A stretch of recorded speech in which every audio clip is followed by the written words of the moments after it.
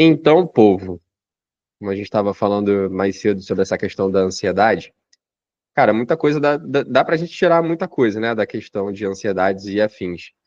A questão é que, assim, antes da gente entender bases cognitivas e psicológicas de ansiedade, etc., o que particularmente o Acorde vai trabalhar em cima não só de princípios filosóficos, mas a gente vai começar tipo, a trabalhar em cima de bases de neurociências e fisiologia, porque de nada adianta a gente falar o que que você está sentindo e o que que você está percebendo para falar de gestão emocional, se a gente não entende da onde é que vem esse tipo de informação e onde que é processado. Então, o que eu acho que é muito interessante da metodologia que o pessoal da Acorde está usando é que em vez da gente falar psicologia por psicologia, a gente vai um pouco mais a fundo. Então, é por isso que o time é bastante nerd. E aí, quando a gente começou a estruturar o material sobre ansiedade, a maior preocupação, pelo menos quando eu levantei, foi: não vamos ficar só em teorias de psicologia e etc., mas vamos falar o que de fato acontece no corpo, porque a ansiedade, ela não é um sentimento, ela é uma emoção, né? E aí tem a aula lá na plataforma que diz o que é o quê. Mas, resumidamente, uma emoção é uma resposta fisiológica que aparece numa velocidade absurda.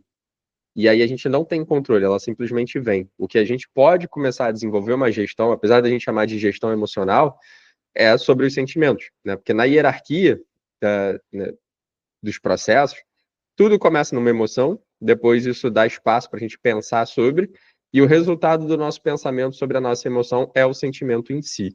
E aí depois isso vai influenciar os nossos comportamentos. Por isso que tudo na vida vai começar de um processo fisiológico, querendo ou não.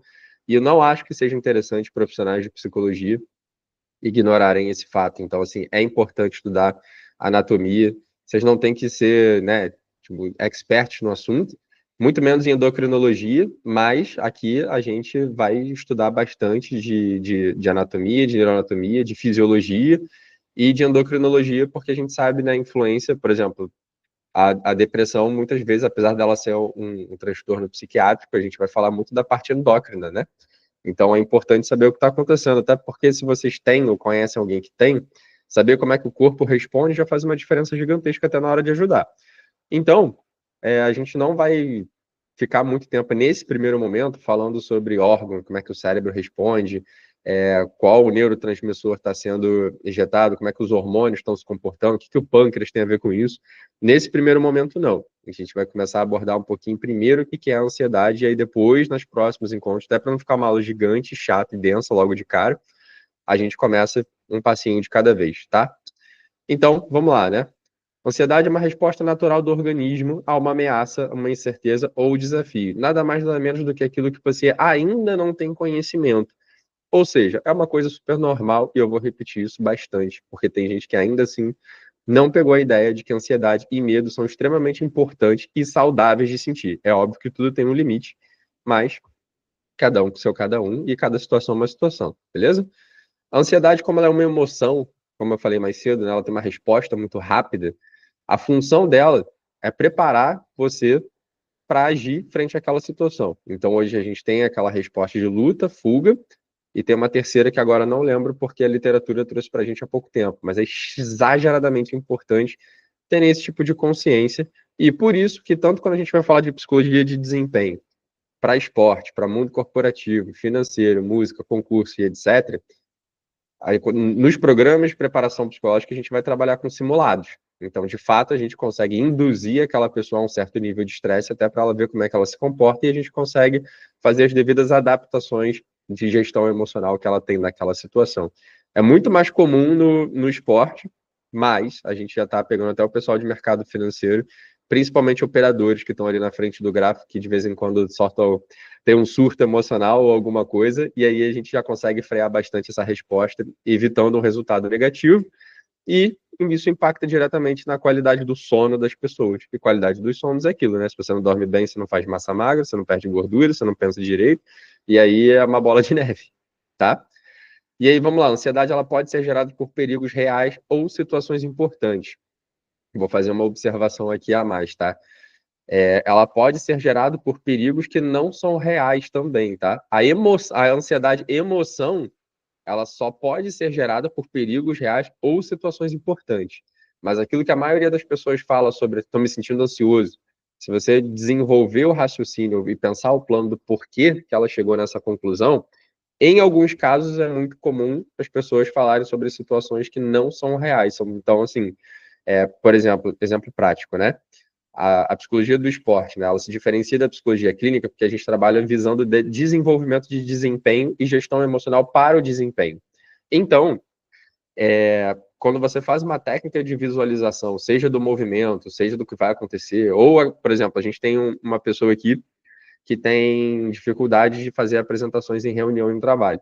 Então, a gente expõe ela a exatamente a mesma técnica do atleta que tem problema em entrar na quadra, que é óbvio, né? Tem a sua complexidade ali, mas resumidamente falando, a gente vai fazer, obviamente, um trabalho de visualização e de exposição a um cenário. Só que a ansiedade, geralmente, ela está atrelada ao medo de algo que ainda não aconteceu e talvez nem aconteça, ou talvez aconteça, depende de probabilidades, de um monte de coisa. Então, já que a gente não sabe como vai acontecer, mas na mente da pessoa tem mil e uma coisas que podem interferir negativamente no desempenho dela, a gente traz a situação para a realidade. Ou através da visualização, ou de fato a gente bota a pessoa numa sala com outras pessoas assistindo. Obviamente que isso é uma forma, né, mais agressiva, mas a gente vai de pouquinho em pouquinho e não deixa de ser uma forma de treinamento também, mas que exige uma baita responsabilidade, porque dependendo do nível de ansiedade da pessoa, ela pode entrar numa crise e piorar ainda mais a situação. Beleza? E aí, vamos lá, né? Fisiologia, como eu falei. A ansiedade, quando ela bate, a emoção, agora é emoção, né? A parte fisiológica vocês vão perceber por taquicardia, que é, né, o aumento do batimento cardíaco, do ritmo cardíaco. Muitas vezes tensão muscular. Então é comum massoterapeutas e fisioterapeutas e psicólogos haitianos que têm essa questão de tocar na pessoa, eles trabalham muito em cima da zona ali do trapézio e dos ombros, né? Então, quando tem uma tensão muscular ali, geralmente pode estar mais associado a uma pressão psicológica, né? E uma gestão emocional complicada ali no dia a dia da pessoa, do que necessariamente uma questão de postura ou de treino. E aí a parte da cognição, que já vai ficar mais com nós psicólogos mesmo, a ansiedade vai estar atrelada a preocupações e antecipações. Antecipações aqui é aquilo que eu falei, é o sofrimento por algo que ainda não aconteceu e que é uma fantasia. Ela pode acontecer ou não. E aí a gente tem que fazer um outro tipo de trabalho específico para educar aquela pessoa a fazer um pensamento diferente. Se for só para psicologia, tem as técnicas, né, mais científicas, porém não numéricas, mas aqui a gente trabalha com número, então a gente vai usar, por exemplo, um aparelho de biofeedback ou de neurofeedback, né, que é o eletroencefalograma, e aí a gente consegue mostrar para a pessoa em dados e em gráficos como é que está a resposta vamos chamar, né, o nome popular, ondas cerebrais, de como ela está respondendo àquele estresse, e aí, através de intervenções clínicas, a gente consegue auxiliar ela a desenvolver técnicas para baixar e a gente consegue mostrar no gráfico ali que de fato está baixando, e isso é legal, porque dá uma resposta. Só para vocês saberem, aqui vai entrar aquela questão da neuroplasticidade, tá? Que está lá na plataforma também sobre, para a gente não falar aqui. Mas a neuroplasticidade, para a gente não falar da parte técnica, resumidamente falando, é a capacidade que o cérebro tem de ficar melhor naquilo que a gente faz repetidas vezes. Só que isso significa que a gente consegue ficar melhor do que não é saudável também. Então você pode ver que pessoas que têm questões de ansiedade muito graves, elas são pessoas extremamente criativas em antecipar uma talvez sofrência. Então é bastante complicado e tem que prestar atenção nisso, tá? E a parte de emoção, a gente vai ter a pessoa demonstrando apreensão ou medo também de alguma coisa que pode não ser real, tá? Então, no caso da emoção, que é uma resposta que vai dialogar um pouquinho ali em cima com a fisiologia, aqui o medo, ele vai entrar como uma emoção também, tá? Então, ansiedade pode estar seguida de medo ou não. Tudo depende. Você pode ficar ansioso por um motivo que você não tem medo, mas é aquela ansiedade que te prepara. E a gente vai falar dessa diferença mais para frente. E aí, por último, o comportamento, que é o que a gente executa. A gente evita a situação em que deixa a gente nervoso. Então, aqui vão, desculpas para não sair, desculpa para não apresentar um trabalho, desculpa para não participar de alguma coisa. Em casos graves, a gente tem as pessoas que não voltam para o ambiente de trabalho, a gente tem pessoas que faltam a competição, faltam treino, faltam a reunião com o chefe, um monte de coisa. E a questão do hiperfoco também como uma defesa de não olhar para as outras coisas que estão em volta. Então, perigoso, tá? E aqui começa o negócio a ficar ainda mais interessante, porque a gente tem que pontuar a diferença entre ansiedade funcional e disfuncional, porque geralmente quando a gente fala de ansiedade está tão atrelado ao negativo, que às vezes, né, a gente esquece que por ser algo natural, ela tem a sua funcionalidade e ela é extremamente importante, tá? Então, a ansiedade funcional, ela te mobiliza, né? Ela prepara você para lidar com o que importa. Então, assim, galera do esporte, sabe quando vocês estão indo para a área de competição, começa a bater um gelado, um nervosinho no peito, né? Então, essa aí é a ansiedade preparando te preparando para aquele momento. E aí, de vez em quando, o pessoal chega aqui, né? Tipo, eu quero fazer um programa de preparação psicológica porque eu entro na competição muito ansioso. Eu quero blindar a minha mente. E é aquilo que eu sempre falo, isso é um tiro no pé. Porque você tem que ser flexível, você não tem que ser duro, né? O blindado, ele é duro, ele é rígido, ele não se move. E aí, se alguém conseguir, né? Se o adversário perceber que você tem esse tipo de mente blindada para a tua ansiedade, ele pode e vai, com certeza, principalmente se estiver falando em alto rendimento, ele vai dar algum jeito de entrar na sua cabeça. E se ele conseguir entrar, é o começo do fim. E aí não tem como voltar mesmo. Vocês veem esporte de combate, que é um negócio muito de entretenimento, né? Tem aquele show, a galera na pesagem fica falando besteira, dedo na cara e etc. Aquilo ali é uma guerra psicológica. E às vezes, na hora do esporte em si, cara, a luta é muito rápido, mas se você analisar, ela já está acontecendo há meses. O que fez a diferença foi só a parte física, mas se entrou na cabeça da pessoa que quer a mente blindada, ela quebra. Então, nós temos que ser flexíveis, lidar com o que importa, quando a gente fala sobre o sentimento da ansiedade, é aproveitar esse movimento para tentar entender o que ela está te dizendo.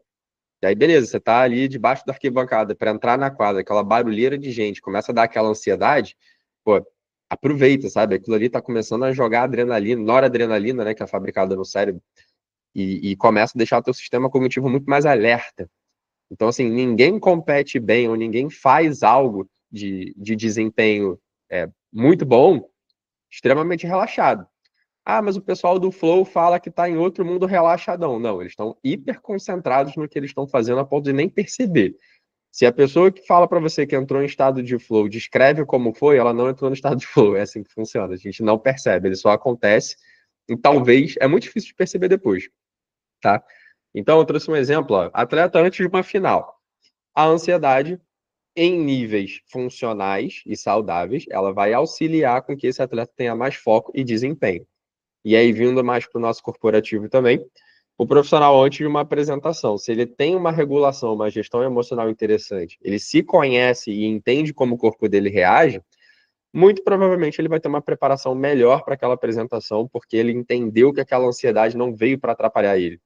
O perigo disso aqui é que quando a gente aprende primeiro que a ansiedade é ruim, é aí neuroplasticidade, né? Você vai repetir tanto na tua cabeça que a ansiedade é ruim, que o mínimo sintoma de ansiedade já é o suficiente para você ver o negócio todo dando errado.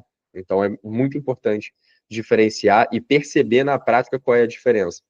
E aí, não muito diferente do que a gente está falando até agora, ela atua como estímulo à performance, tá?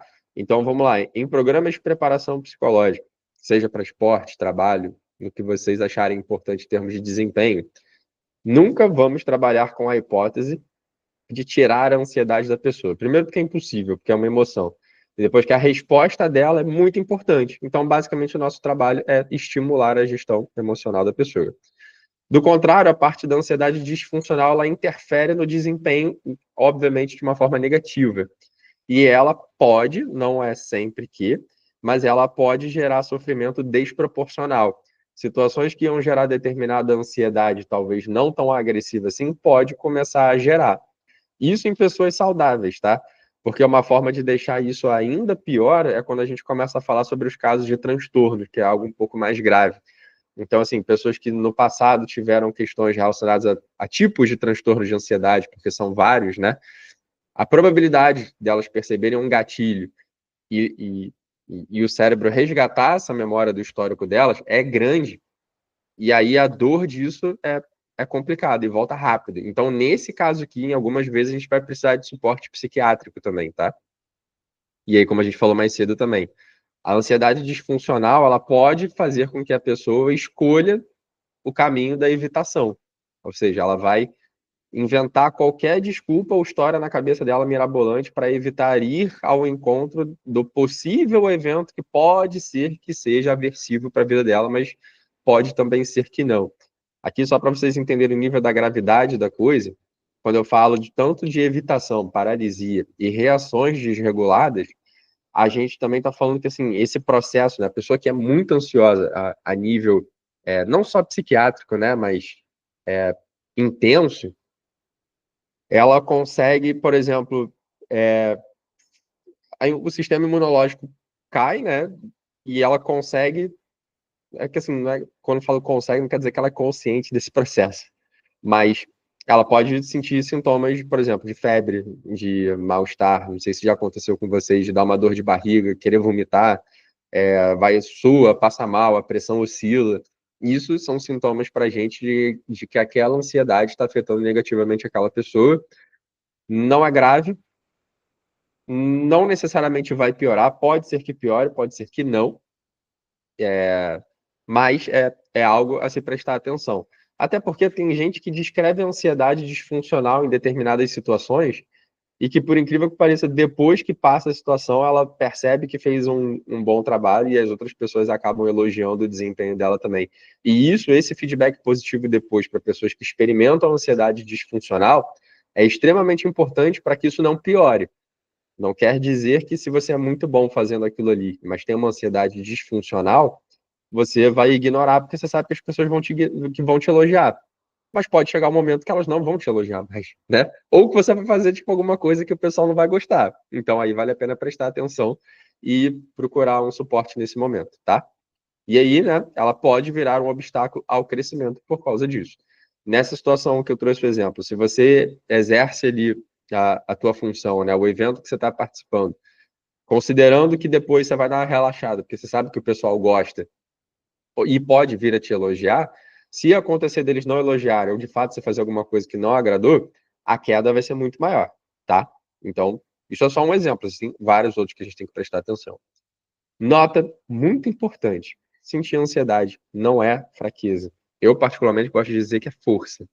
Principalmente se você consegue expor isso, é porque você tem um nível de gestão emocional legal e você tem coragem de expor uma coisa que muita gente não consegue, e que expor isso é extremamente importante para você aprender a lidar melhor com isso, tá?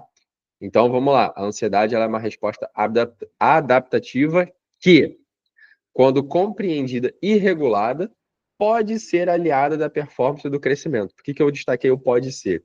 Porque depende de você, entendeu? Basicamente só isso.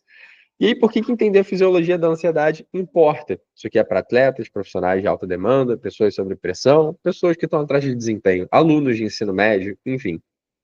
Gente, quem está no ambiente de pressão, principalmente se a gente falar de alta demanda, alta performance, ambientes caóticos, esses corpos, eles estão sob constante ativação. O tempo inteiro eles estão focados e trabalhando a mente em alguma coisa ali, com um foco ali na cara.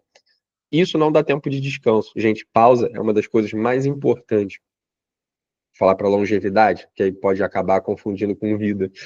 Mas para você fazer bem a tua função por muito tempo, a pausa ela é extremamente importante. Ou seja, tem que dormir, tem que de tempos em tempos fazer uma pausa ali na tua rotina de estudo. Eu sou concurseiro, eu estudo 12 horas por dia. Provavelmente a pessoa que estuda menos e com pausas no meio vai ter um rendimento, pode ser que tenha um rendimento muito melhor do que o seu, tá? E aí depende de cada cenário, mas a pausa é importante, dormir é importante. Eu sei que tem gente que gosta de gourmetizar nossa, fiquei trabalhando até 2 da manhã para entregar o negócio. Avalie se não é questão de desorganização também. Ou sua, ou de outra pessoa. Ah, mas meu chefe pediu. Beleza, aí a gente, pode ser que em alguns casos não vai ser legal você apontar para o teu chefe que ele é desorganizado.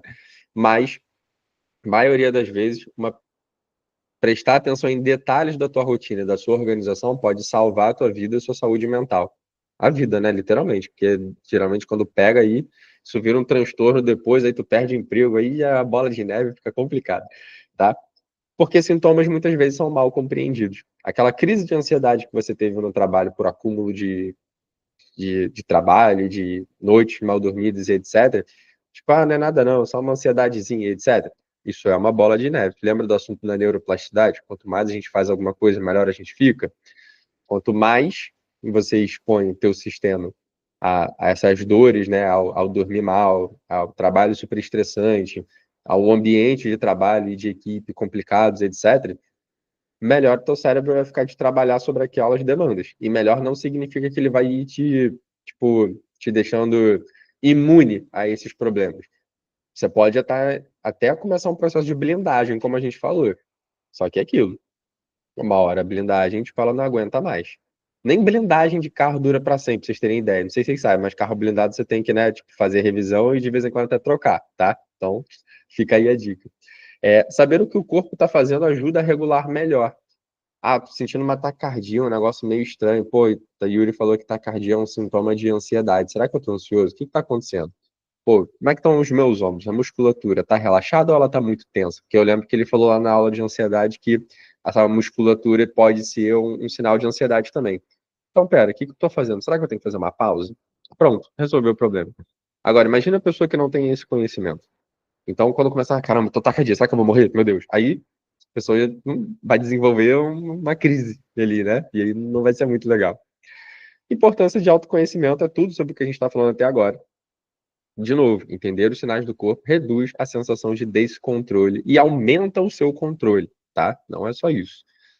Aí, ó, o exemplo da taquicardia antes da prova, eu falei, né, tipo de trabalho, etc., mas antes da prova também, vai entrar como uma ansiedade funcional, que é um preparo natural e não uma falha. Ela vai te ajudar a estar concentrado. Seu corpo tá, o cérebro pediu pro teu coração, ó, joga mais sangue aí para deixar ele oxigenado e poder render bem. É assim que funciona, beleza? E aí, a partir de autogestão. O que a fisiologia mostra pra gente de caminhos práticos? E aqui já começa a ficar mais prático e dá para adotar para o dia a dia de vocês. Exercícios de respiração, tá? E aí a gente não está falando só sobre atenção plena, né, que é o mindfulness, mas temos vários exercícios de respiração que a gente ensina para a pessoa aprender a fazer a regulação.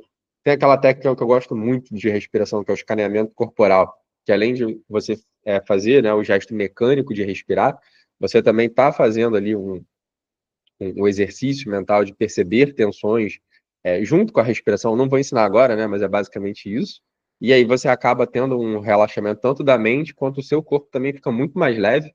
E, bom, a técnica oficial não, né? Porque todas as que a gente cita aqui são oficiais, segundo o rigor científico. Mas a técnica, vamos chamar de original, como ela foi escrita, acho que dura uns 20 ou 25 minutos, uma coisa dessa. Mas a gente já consegue ter excelentes resultados fazendo ela em 2, 3 minutos. Até sentado no teu ambiente de trabalho você consegue fazer. Muito importante. Isso aqui, gente, caraca, salva muitos neurônios que poderiam ser queimados por estresse acumulado no trabalho. Recuperação ativa, não deixa de ser também esse exemplo do escaneamento corporal que eu falei. É você basicamente desenvolver essa capacidade de se perceber o ansioso. Beleza. Como é que eu posso continuar fazendo o que eu estou fazendo sem que essa ansiedade cresça e me traga um prejuízo? Essa é a recuperação ativa. Sono. Inevitável. Noites mal dormidas vão causar comprometimento do sistema cognitivo. Ah, não tem jeito. Eu trabalho de madrugada, eu chego muito tarde em casa, eu acordo muito cedo, eu tenho criança em casa e o sono fica debilitado. O que que eu faço? Política de redução de dano. Não tem como ser perfeito o tempo todo, tá? Hoje, bom, eu estou mais ou menos há 1 ano e 8 meses com essa questão de sono aí que está um pouco desregulada por causa de criança. Poderia estar rendendo mais no meu treino? Poderia. Talvez até o processo lesivo que eu estou tendo no joelho por causa da corrida pode ser por causa de noites mal dormidas. Não tenho o que fazer. Não vou deixar a criança chorando de madrugada para poder dormir, para poder treinar bem no dia seguinte. É o momento.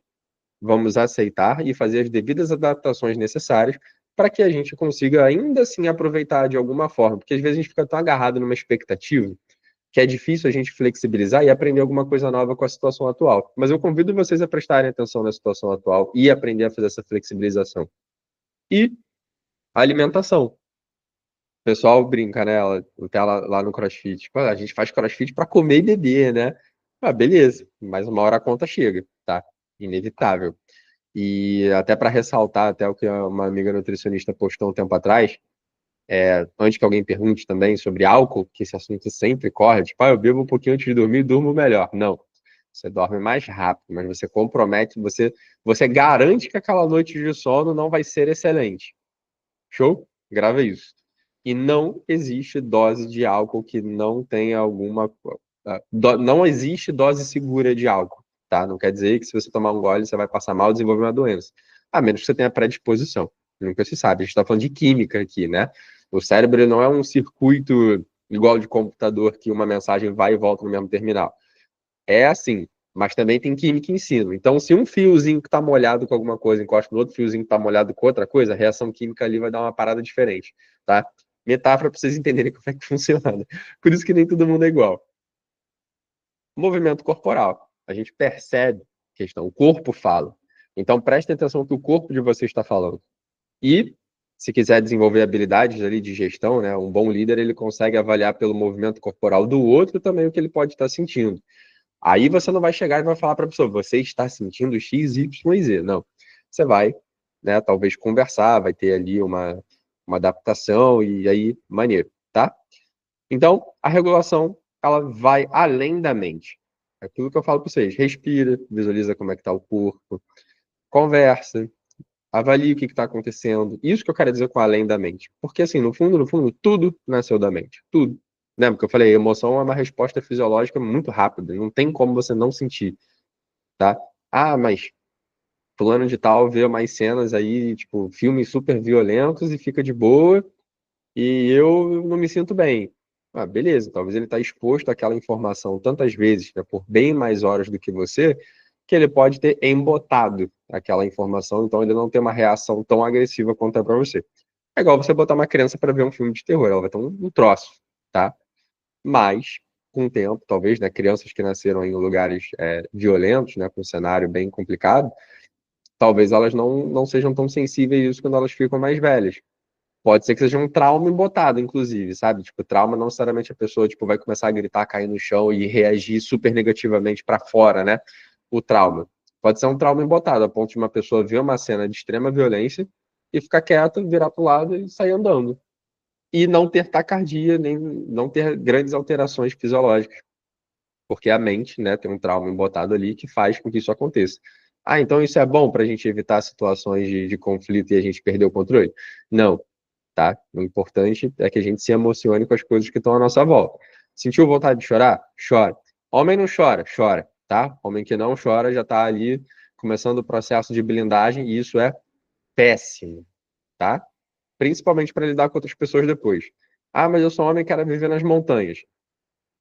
A literatura mostra pra gente que a solidão ela é tão danosa quanto fumar cigarro. Então, já viu, né? Aí é, desempenho e saúde, gente. Ajustar o nível de ativação ideal para sua tarefa. Ou seja, o quanto de ansiedade que é bom você estar em cada momento.